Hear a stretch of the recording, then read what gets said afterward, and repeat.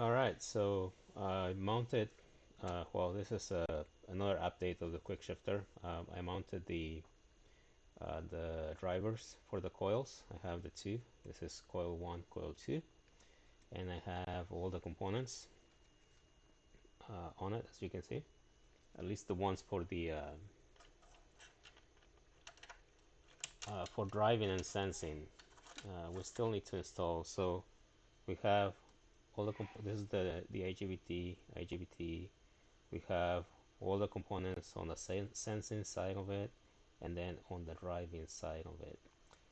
We still need to add the filters for the quick shifter, gear indicator, and the rev or the engine blip.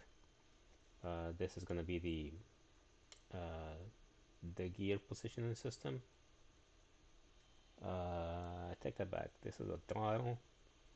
This is the shifter sensor, and this will be the gear positioning uh, system, and then this one in the middle is for blipping the engine right here.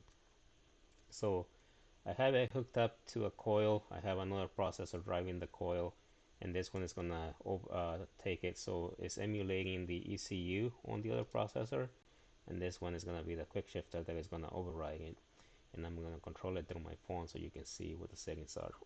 So let me give you a demo of this thing working, and then we'll go through the code and explain everything that it's doing.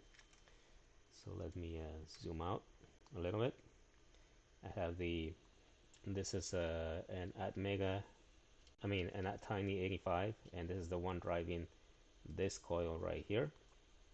So if I power up, you can't really see because the the signal is really weak. I have it really weak so I can control it and make it stronger as I want with the phone. So it's only dwelling or pulling to ground for half a millisecond, so 500 microseconds. That's why you can't see the spark, because it's not very powerful. So I have my phone here ready to go. Let me dim the lights a little bit so you can see the spark a little bit better. And let's see. So I have two buttons here. One to start the shifting or the controlling the spark, and one to stop it. I also have a slider so I can control how big the gap is going to be. And then I have a console just so we can see really large font, just so we can see the commands going in. And you see that as the commands changes, the spark is going to get bigger as well. So let me bring in the oscilloscope so you can see the signal right now. If I press it, you can see it gets longer because that's the last setting I had. But you can also see that if I increase this, let me move the spark a little bit this way. So you can see the spark right here, and as I move the slider, it becomes more visible and less. And what you see on the upper corner of the screen is the oscilloscope that is being hooked up um, to the coil itself, and I have another one that is connected to the signal going out, just so I can have better track of what's going on. So you can see the uh, let me move the signal up. So this signal that is moving up, that's the signal going to the coil, the fires, and then the second one on the bottom is the actual spark dwelling and releasing. So when it dips down, it's being pulled to ground, and then when it goes and does this huge spike, is when it's being released and it creates the spark. So the signal is small, and this one is overriding that signal by creating the gap even bigger. So if I stop it, it goes back normal, and if I start again, it goes back to what it was. But then I can also adjust it here, where it goes all the way to the bottom, and you can see the delay going higher all the way to 200. So easy to control. What I'm doing is on this one is I just have the title but shift. The font is 60 size. The command that is being sent is shift with the delimiter of a colon and then a 1. So when I press it, you can see that it says shift 1, and this one says stop, same size, shift, and it sends a 0. So when I press it, it says 0. So on and off, on and off. And on this one, I have the max range of 200 from, I should have been 5. So 5, and sorry, didn't realize that you weren't seeing this part. So, so it's the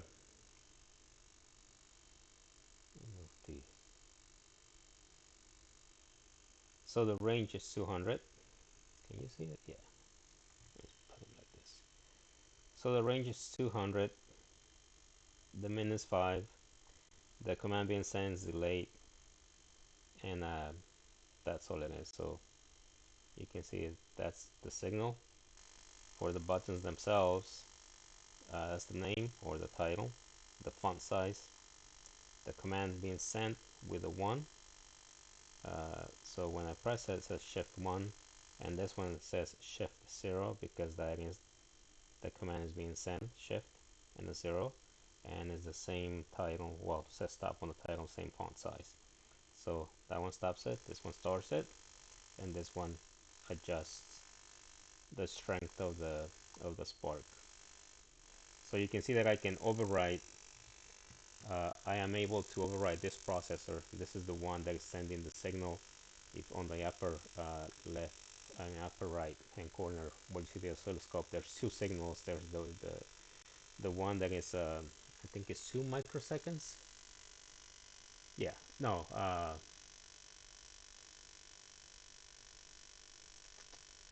forget what I had. Hold on, let me see what the signal is supposed to be. How long?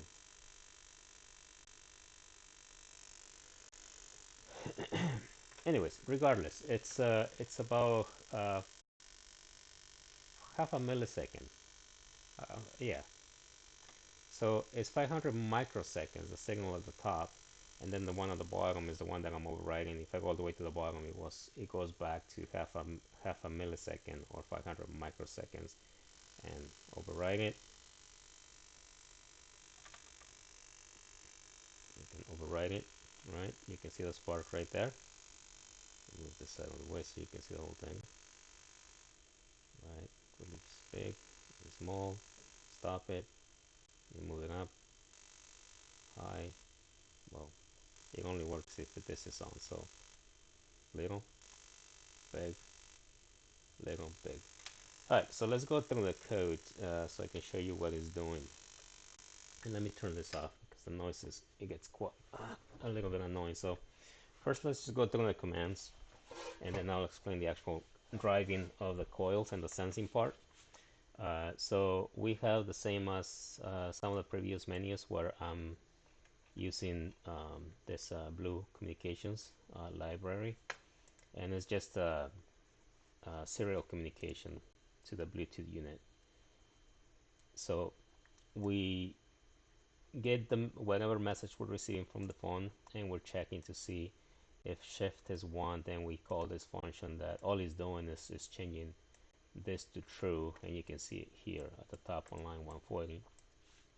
So that's the function, says it's to true.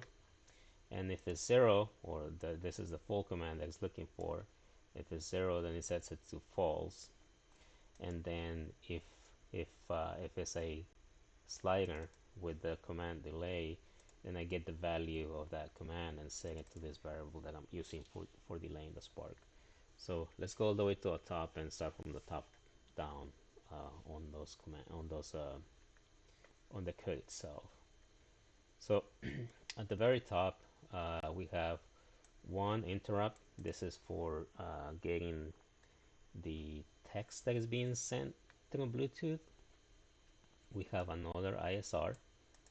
This is the one, or an interrupt. This is the one that we're using to keep track of time.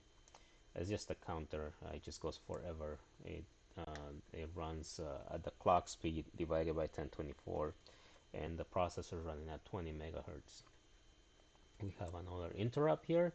This one is for coil 1. Is currently disabled. It doesn't have the code either, or the proper code doesn't have it yet, because I'm not testing that one. I'm only testing coil number 2.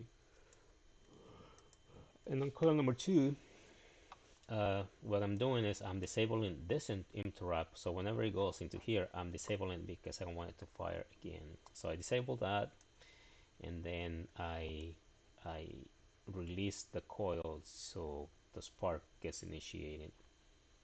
And then we have pin change interrupt number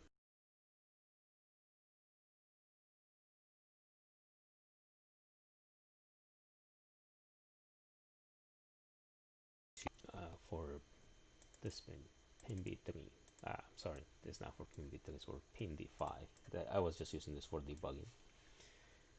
So in this code, it goes through here every time it detects spark. So it's either high voltage or low or ground, one of those two, it will fire. So when it comes in, I'm getting the state of pin number 5. Is it 5 volts or is it 0 volts? And then I'm getting the global time counter because I want to know the time when the coil went to ground and the time when the coil came up to voltage, and that's my gap, the one that I'm detecting to set it to whatever delay I want to set it to. So then I check to see if it's my pin, this pin. If it's 1, which means that it's active, and then if it's not the same as the previous state, or actually if the previous state is not 1 or true, whichever, same thing. So we need to have a pin, right? So this one needs to be true, so it needs to be pin number 5, the one that is coming up active, and then this one has to be false. I'm sorry, so this has to be false or not active, and this one has to be active, which means that now that we have pin 1 active, on the previous state it was inactive. And so once we get that, we get the time for the coil pull up, or when the coil went up to voltage, right? And then we detect to see if we are shifting. If we are shifting, well, actually, before we get into this, so we get this time here when it is the pin that we're sensing, and the previous state is different than the current state. If that is false, then it falls into here, and then it captures the time as it's going down. So is the current time minus the pull up time, and that's how we get the total gap of the coil being driven to ground. So going back to line 69, so if we are shifting, then we want to get the delay. This is the original code, this line here. I added this for debug, for just playing with the phone so I can control it. But the delay is whenever the delay, if the delay is more than 100, I'm sorry, the delay is the dwell multiplied by 1.8. So that's the additional delay that is adding. So whenever, however long this is being pulled to ground, it'll add 80% of that time to make it longer. So the longer it gets, it just keeps getting longer and longer. The delay gets bigger and bigger every time it goes through this loop. And so if that is the case, we pull it to ground. So we want to override the ECU. We add the delay to the output compare B on timer 0. So we add whatever the counter is plus the delay, and then we enable the output compare B on timer 0, and then we enable the interrupt on output compare B on timer 0. So this OCIE is output compare interrupt enable timer 0 output B. So that's what it means. And then, obviously we capture the state every time it loops through here, through that pin. We only have one pin, and we were driving 4 with the same one, then we will have all 4 lined up here. And then we have here um,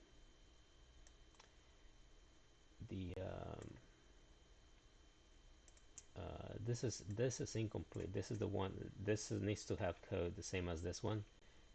Again, because I'm not testing, I didn't add the code to this one. So this is this is the same interrupt, but this is for coil 1 and this is for coil 2. And then we have this. Oh, so we hope before we go there, so when gets enabled, it fires, and the interrupt that is being enabled is this one. So when it comes here is when it disables um, that it fires the spark plug and it disables the timer so it doesn't fire again. You can leave it running in a loop, it doesn't really matter, because if you're not holding it down and it releases it, nothing will happen. And if you have it down and you release it and the ECU still has it down, nothing will happen, because then the ECU will overwrite your code as well. On the setup, we have the initial port B or pin B2 setting it as an output here, and then we're initially setting it to voltage, or we're driving it, we're giving it voltage and current because it needs to be on all the time, and this is just for debugging. We have the same for pin D6. We're setting it as an output on line 115, and then we're setting it to on. And this is where we set the timer. This is the 16-bit timer. We need to keep it running for a while. So the way I have it, I think it runs for like 5 hours or so before it runs out of numbers. So, obviously your bike wouldn't be able to run for 5 hours because it will run out of gas and you have to turn it off. So we're safe on that part. So we set up a noise filter just to make sure that we don't capture any noise or false triggers, because it is a noisy system. We enable the timer to be whatever the clock speed divided by 1024, and then we enable the output compare A, and that's the one where we're measuring to keep track of time. So this is the where we just go, and every time it falls into it, the code gets executed. And I'm not changing this one, so it loops. It does an entire loop for one cycle. I'm sorry, it doesn't do an entire loop. So I count every click on this counter. So every time it falls into that interrupt, I increase this by 1, so it does one cycle again. So I just keep my counter that way. So we go back to a timer here. This is the one that is being executed. We increase our variable by 1, and also we increase the counter, or the output compare A on timer 1 to 1, or we increase it by 1, so it'll come back on the next count again after 10,024 clock cycles. Oh, it's getting a little confusing. All right, so then we're using timer 0. So this is timer 1, 16-bit timer. This is an 8-bit timer, which is 0. And we're using this one as a firing mechanism. So this one keeps track of time, and this one we just add the delay to re-enable the coil or fire the coil. So when we pull it down, because we're shifting, then this timer gets enabled and is running at clock speed divided by 1024, same as this one. So they're in sync, both of them. So then when the counter comes up to whatever we set the output compare, whichever B or A or coil 1 or 2, then it fires and it disables itself. And then this is just for the clock, setting the division of the clock itself. Then we enable interrupts for coil 2, output B. We set an initial value of 7. It needs to be something in it when you set it, because if it's 0 and it already passed, it'll never fire. So I just always set it to 7. We enabled the pin change interrupt, which is number 2. This one is for outputs or for interrupts from 16 to 23, and that's where coil number 2 is located. And then we specify which of the pins. So this is just for saying this range is going to be enabled, and now I'm going to set a specific pin to listen for those changes, and that's on PD6 pin number 9. So this is how you set that. This is the same thing for for coil number one. Again, this is not enabled right now, but the code is ready, at least to make it to enable it. And then we enable interrupts, and we're right back where we started. This is the main loop, listening for messages to enable and disable the coil itself. So um, again, very simple. The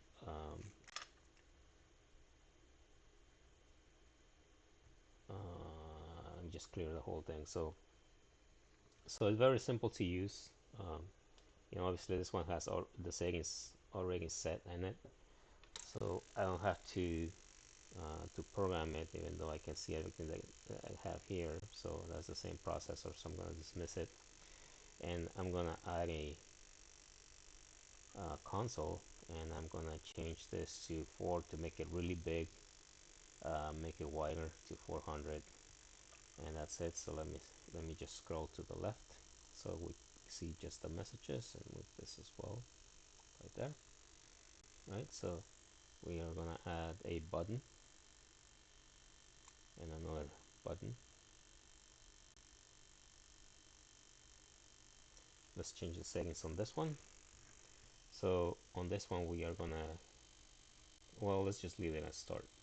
It doesn't, well, let's leave it startup. The font size is gonna be 60 to make it big, and the message sending, because um, we are looking for shift 1 to enable it and shift 0 to disable it, and then delay for the command. We are gonna have to set those things as well. So all uppercase, shift, well, shift, and there's the 1 already. There's the button, got it really big. And then this one's gonna be stop, font size 60 as well. Nice. Well, I guess before I send that, you can see that if I do this, sense it, but nothing happens because nothing has changed, right? So this one doesn't stop it yet. So let me change the name of this one. It's too big. Just put start. Okay. Let me add the slider, and we are going to change this. Let's make it 100 from 5, and the message will be delay with, and that's it. So now if I start, shift 1, delay. Why isn't it? Oh, I need to reconnect with this, I think. No, it is connected. Gymshaw soft, that one, and that one, dismiss. Oh, there we go.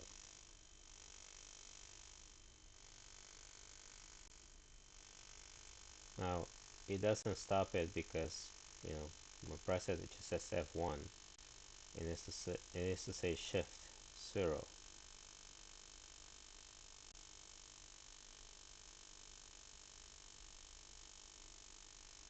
There we go.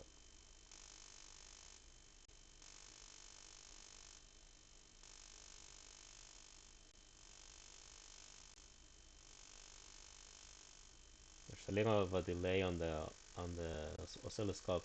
That's the camera, because I can see it from here, and it's right in sync with my phone. That's obviously if I wanted to change the delay and make it just so 50, so from 5 to 50, that's it.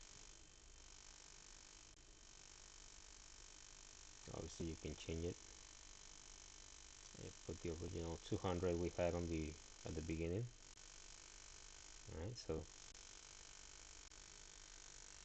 and you can see the spark here. Let me zoom in.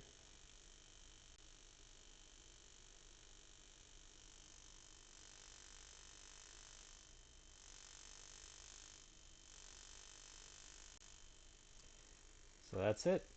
There you have it. There is the unit right there. Just a few more components and it should be complete. And then setting the wires or the harness, and then we should be good to go. So that's all I have. Enjoy.